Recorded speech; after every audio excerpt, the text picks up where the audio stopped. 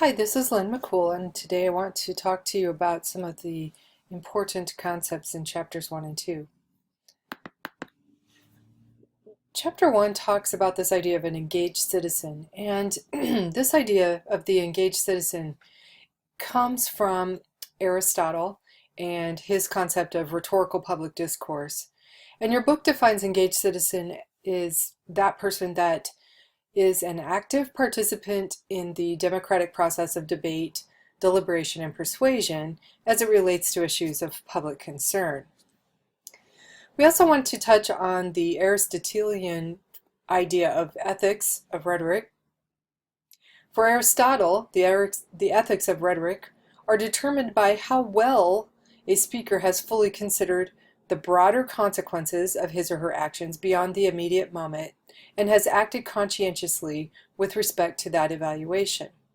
Now, this was different than some of the other definitions of ethics at that time because those definitions were more sophistical in nature and were definitely rooted in situational kinds of ethics rather than Aristotelian ethics, which was rooted more in a Platonic understanding of absolute forms.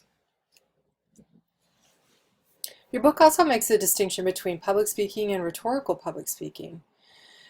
Public speaking is the idea that you can have a public speech, and a public speech is an oral communication which is delivered by an individual to a public audience in a shared physical environment to collectively listen and respond to that message in the presence. By contrast, however, though, the rhetorical public speech is the art of addressing pressing public concerns by employing deliberate persuasive strategies before a public audience at a specific occasion in order to transform some aspect of a problematic situation by encouraging new forms of thought and action. And I think it's interesting that rhetorical public speech always has the goal or the aim in mind, which is to persuade or move the public to action. Let's break this definition down. So first of all, it talks about the art. When we're referring to rhetoric as an art, this distinguishes it from a mere instinctual or unreflective talent. So it's not just something that the fairy, dusted you with the art of rhetoric. Instead, art requires the application of rational concepts and methods in the creative process of guiding situated judgments. So art has the idea of craft, and just like a master craftsman or just like an artist who practices a craft of painting or pottery or whatever, those individuals work and practice and continue to improve their craft. And so we look at rhetoric in the same way. If we work, if we practice, we can continue to improve our craft of rhetoric. So that's how we think of it when we say the art of rhetoric. This phrase of addressing pressing public concerns has to do with the fact that when we listen to rhetoric, we listen in the hope that the person speaking might be able to suggest a path out of our current predicament or give us a solution to our current problem. The next phrase, by employing deliberate persuasive strategies. This has to do with, again, the productive art of rhetoric and how it concerns itself with improving how something is produced, and this idea that one cannot improve by accident or luck. It actually takes an action of the will and a desire to get better or to do better with the art of rhetoric. Before a public audience. This has to do with the public character of the audience, and it means that it addresses an audience of relative strangers. So it's an audience that typically is more diverse, who come together to address areas of common concern. At a specific occasion, this phrase suggests that this aspect addresses the situated character of rhetoric as a form of public speaking and not simply a genre of persuasion.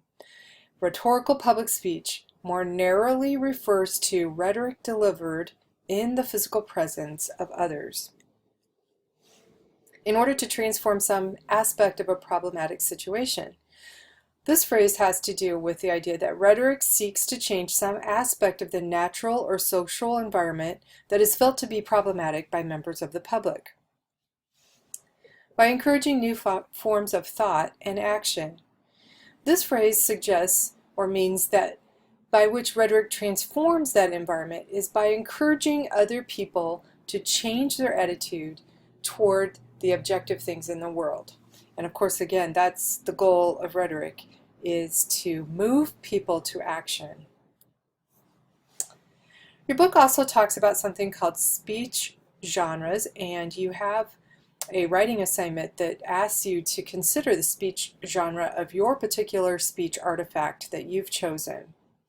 A rhetorical speech genre represents a coherent and recognized arrangement of elements in a composition or discourse that is appropriate to certain occasions and which creates audience expectations that constrain and guide a speech's content, style, and delivery.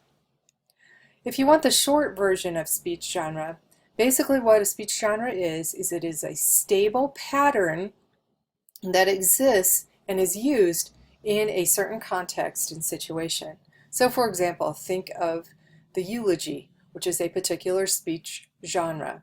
If I were to ask you when and if you had ever heard a eulogy, most of you could give me a time and place perhaps from which you've heard one, and you know that eulogies are given at funerals.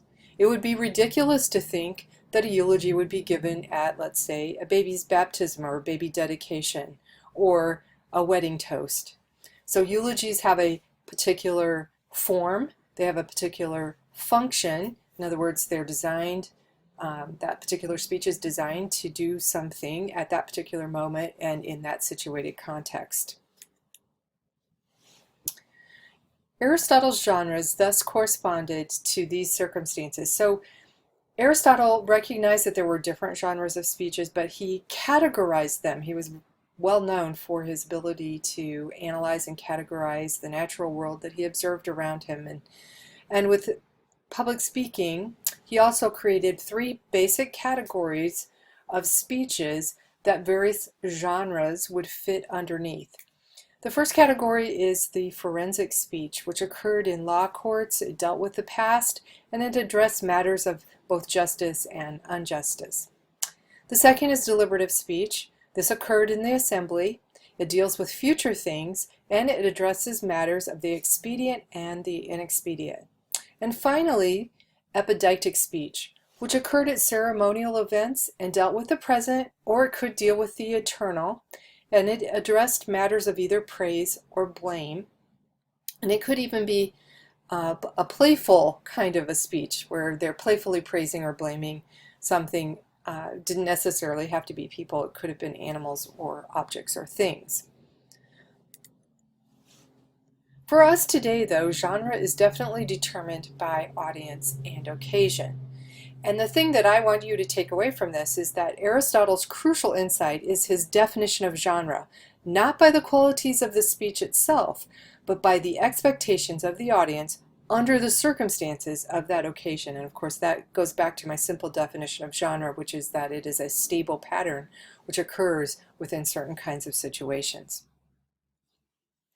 Your book delineates several different types of speech genres, and the nice thing is that it also gives you both the situation in which that genre would probably be used, and also the methods in which to develop that genre, methods that work well with that particular genre. I'm not going to necessarily read through this entire chart, but you can see the various types of genres here. So here's an introduction, identification, deliberation, a speech genre of solicitation, commemoration, enrichment, administration, and advocacy. And of course, we could probably think of other types of speech genres, but these are some basic categories under which even some subcategories could emerge out of the major categories there.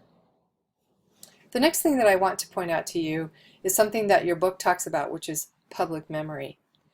Public memory represents the storehouse of social knowledge, conventions, public opinions, values, and shared experiences that a speaker can appeal to within that speech and be confident that they will resonate meaningfully with that audience.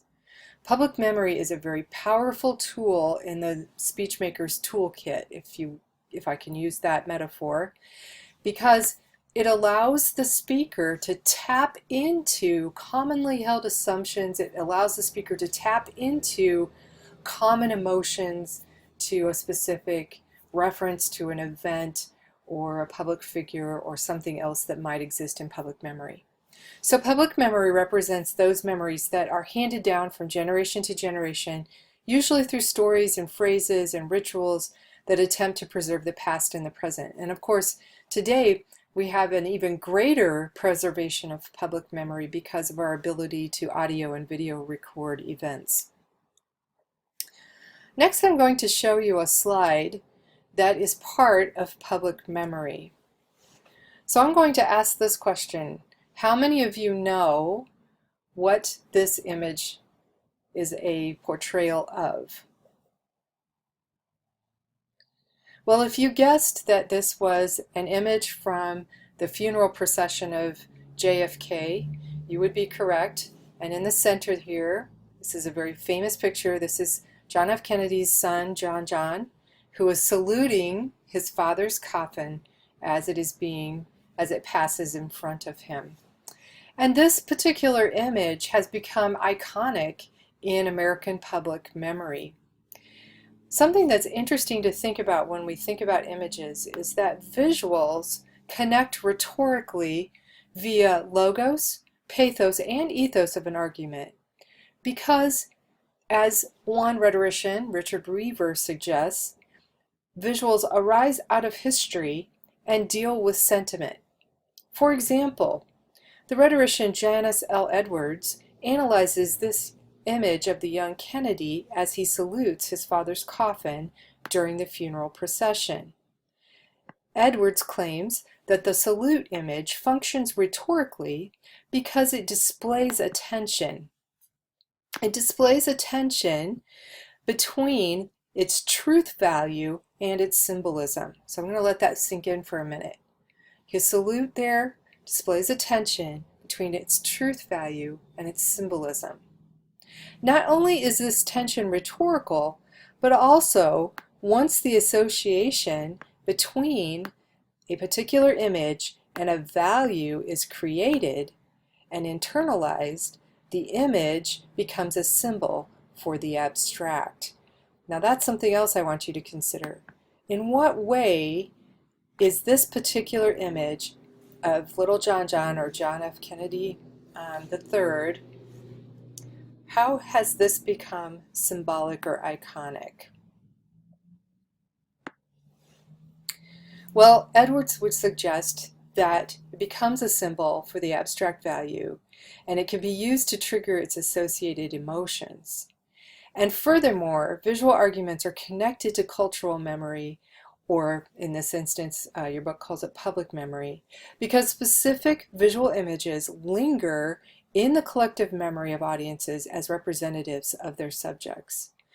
Now, what's interesting about this salute photograph is that it both connects past and the present through its symbolic twin expressions of both outrage and regret. And with each application of the image, it repeats, intensifies, and reifies those meanings. Not only do visuals connect to memory through their symbolic power, but also visuals connect because they encompass a situation and give the argument permanence. The instance of the salute photo as an historical artifact has continued to be connected to new exigencies. For example, when the plane carrying John F. Kennedy Jr. and 2 other passengers crashed in the ocean off of Martha's Vineyard, it was not photos of the wreckage which played across news screens. Instead, the audience saw again the salute photo that functioned as a media tool of negotiated meaning, which depended on and revitalized collective memory. So images have a very powerful place in the art of rhetoric, and images that have been connected and cemented into public memory become symbolic and even iconic as they continue to symbolize and pass on various